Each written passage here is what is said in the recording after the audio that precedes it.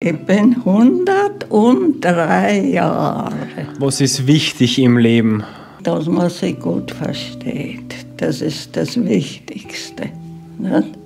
Gegenseitig, ja, das ist eben das. Die gegenseitige gut verstehen. Hast du dich jemals gefragt, was die besten Lebensweisheiten von 100-jährigen Menschen sind? Ich habe heute die große Ehre, eine 103-jährige Dame zu interviewen. Und diese 103-jährige Dame erzählt uns heute, wie sie 103 Jahre jung geworden ist, wie sie ihre Kindheit und auch die Kriegszeit erlebt hat, wie sie ihren Mann kennengelernt hat, was ihr Geheimnis aus 60 Jahren, aus über 60 Jahren Ehe ist und auch welchen Ratschlag sie genau dir mit auf den Weg geben würde. Ich bin der Daniel Bleunig, bin diplomierter Gesundheits- und Krankenpfleger und genau diese und noch viele weitere wertvolle Lebensweisheiten wirst du heute bekommen. Darf ich fragen, wie jung sie sein? Wie jung sie sein? Wie alt? Wie alt? Ja. Ich bin 103 Jahre. 103 Jahre seien sie jung. Ja. Ja. Es ist halt auch so, ja. Wie wird man so alt? Das ist die Frage, ja.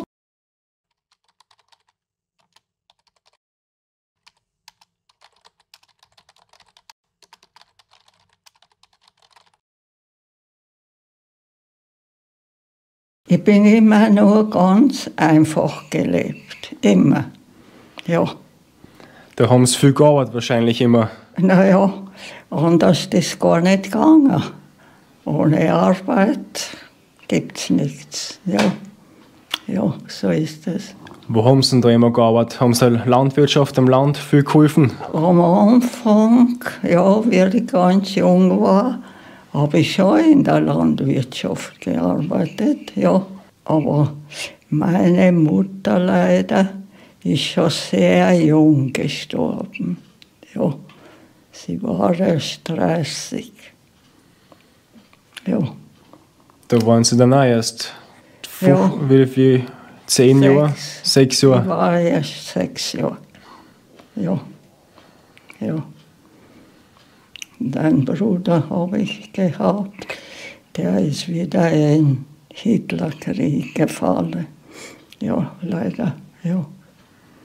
Dann sind die Russen gekommen und dann sind wir geflüchtet, ja. Die Russen, also diese Russen war das Schlimmste. Ich sage Ihnen, wo ich überall versteckt war, im Hühnerstall, was er gestunken hat und so viel Hühnermist war, in Dreckwäsche, Schmutzwäsche eingewickelt, nur damit wir die Russen nicht finden. Weil die haben alles vergewaltigt und alles schwerst geschlechtskrank gewesen. Ja. Wenn ich denke, meine Schwägerin, ihr Mann war in Russland gefangen und sie ist bis zur Bewusstlosigkeit vergewaltigt worden. Da sind sie angestanden, 5 bis 10 hintereinander. Ohne Rücksicht auf, wie es der Frau geht. Das musste man mitmachen. Das ist schon schrecklich. Der Russe war so schlimm in Mogersdorf. Ich war ja damals in Deutschland schon, aber meine Geschwister waren in Mogersdorf und da sind wir alle nur versteckt. Die Stollen drinnen am Boden, die nie können in den Zimmer schlafen pro Nacht. Und da überall haben sie versteckt.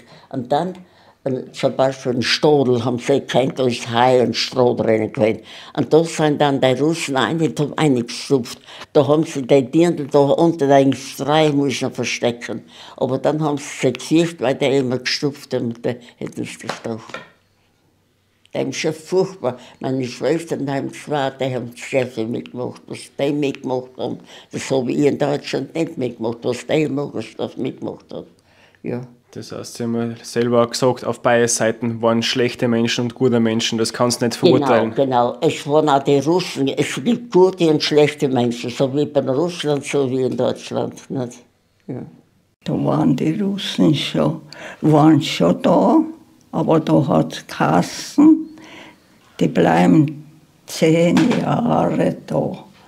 Und ja, da haben wir von den Russen haben die Frauen schon sehr fürchten müssen. Ja.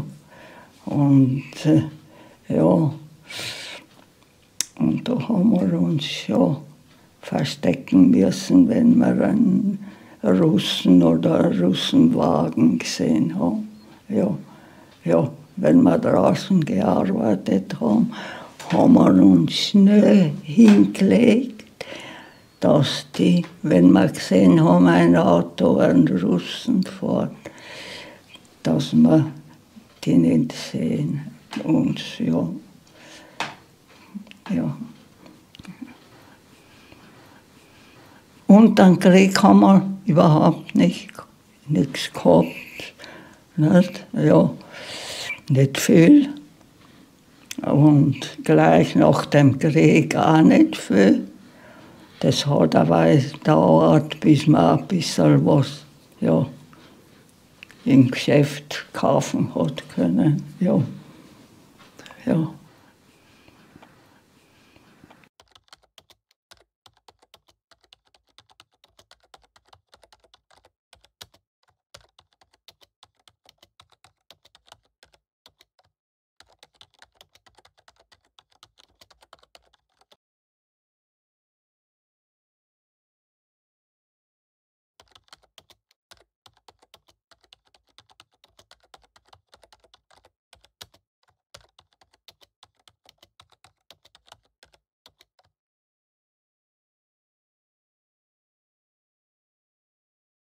Weil heutzutage haben wir den Wohlstand dank Ihnen. Ja. Weil Sie haben ja das alles aufgebaut, nachher wieder dann nach dem Krieg. Ja. Deswegen geht es uns ja heutzutage alle gut, weil Ihre Generation das alles wieder aufgebaut Ja. hat. Nachher, da war ja nichts nachher dann. Ja, natürlich, die heutige Generation, die Jungen, können sich das gar nicht vorstellen, wie es damals war.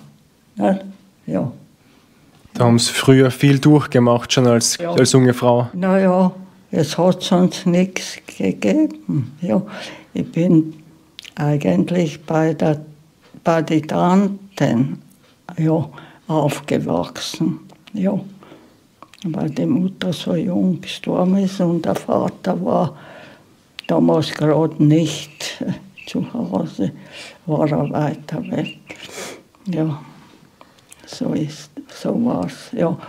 Und dann hat es halt nichts gegeben, also nur arbeiten, weitergehen, das, was weitergeht. Nicht? Dass man weiterleben kann. Ja. So war es halt. Ja.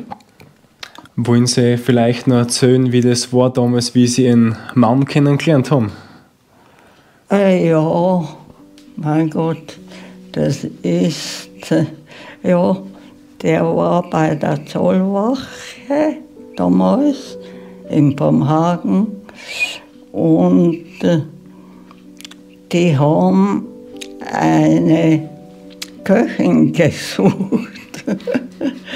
Und ich habe gar nicht hingehen wollen. Da sind zwei Beamte dahergekommen und haben gefragt, ob ich dort hingehen könnte als Köchin.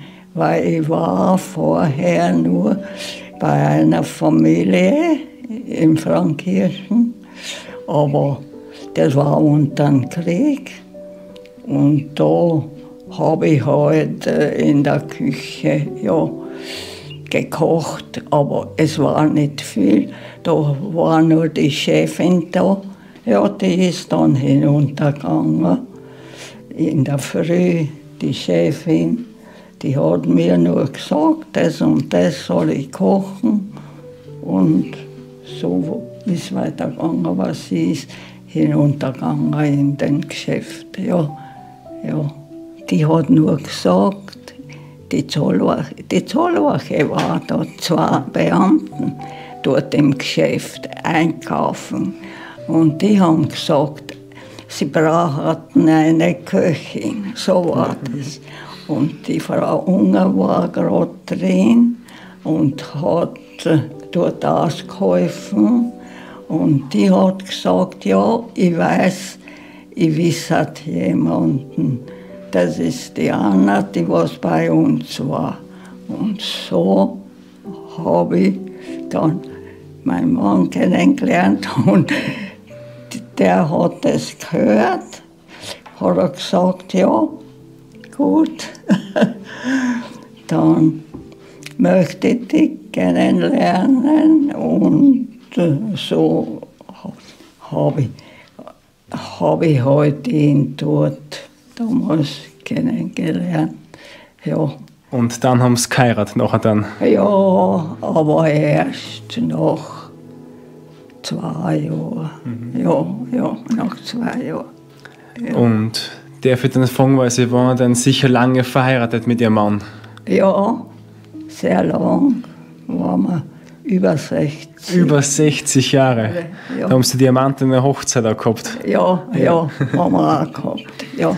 Und was ist da wichtig gewesen, dass man 60 Jahre lang verheiratet bleibt? Ja. Was würden Sie da empfehlen? Wie geht das? Ja, das ist wichtig, dass man sich gut versteht, nicht? Ja, und ja, das andere, ja, was soll ich sagen, ja. Wie schaut es aus, wenn es einmal Meinungsverschiedenheiten gibt? Wie geht man damit am besten um? Etwas gibt es überall, nicht? Kleinigkeiten, aber so schlimme Sachen haben wir eigentlich nicht gehabt, dass man sagt, das halte ich mit ihm nicht aus. Nein, das haben wir nie gehabt. Nein. Was würden Sie da den Leuten empfehlen, dass die auch die Liebe finden? Was ist da wichtig? Haben Sie da irgendwie einen Schlüssel? Ja, dass man natürlich muss man sie gut verstehen und ja, wie soll ich denn sagen? Gegenseitig, ja. Und wie fühlen Sie sich jetzt so mit 103 Jahren? Naja, eigentlich ganz gut, ja, Gott sei Dank noch. Ja, ich bin froh, solange ich jeden Tag noch aufstehen kann. Und was soll man noch mehr brauchen mit dem Alter? Und was ist wichtig im Leben? So, was würden Sie mir empfehlen fürs Leben? Was ist wichtig? Ja, was ist wichtig? Natürlich die Gesundheit zuerst. Ne? Ja, ohne den gibt es nichts, wenn man nicht gesund ist. Gott sei Dank, ja, das kann ich sagen. Ich war nicht ab und zu ein bisschen was. Ja, das kann man nicht sagen, dass ja, eine schwere Krankheit war. Ne? Und so ist das, geht die Zeit jeden Tag weiter. Was mehr kann ich nicht sagen. Ja. Gibt es irgendeinen Zeitpunkt, wenn die Zeit schneller anfängt zum Laufen? Ja, natürlich. Die Zeit vergeht schneller vielleicht. So, wenn die Kinder noch jung sind, eigentlich, oder klein, ja, da vergeht die Zeit eigentlich noch schneller.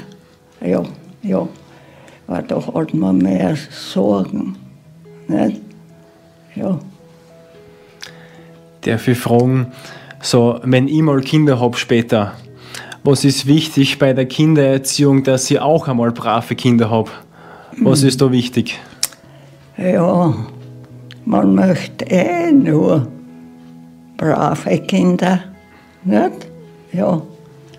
Und dass die, ja, schön, wenn sie in die Schule gehen, überall mitkommen, nicht? Ja.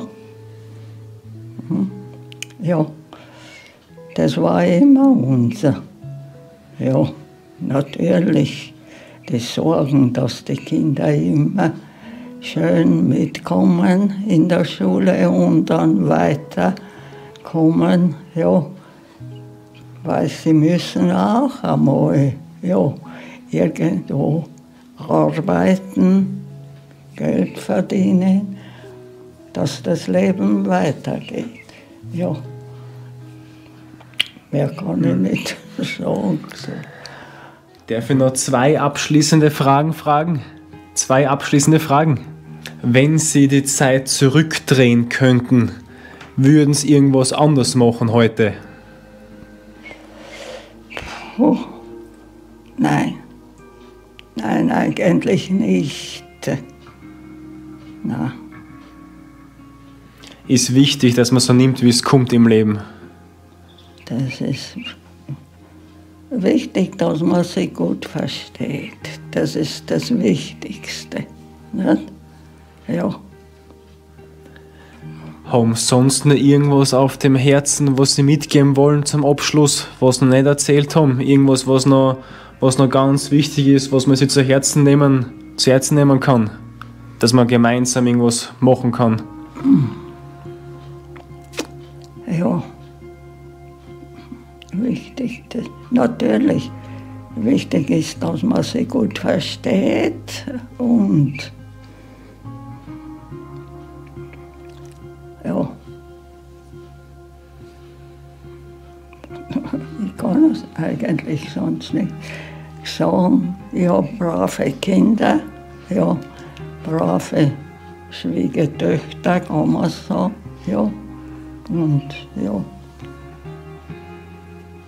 Brave Enkel, brave Urkinder.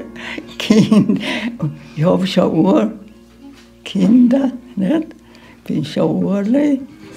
Ja, die sind auch brav. Ja.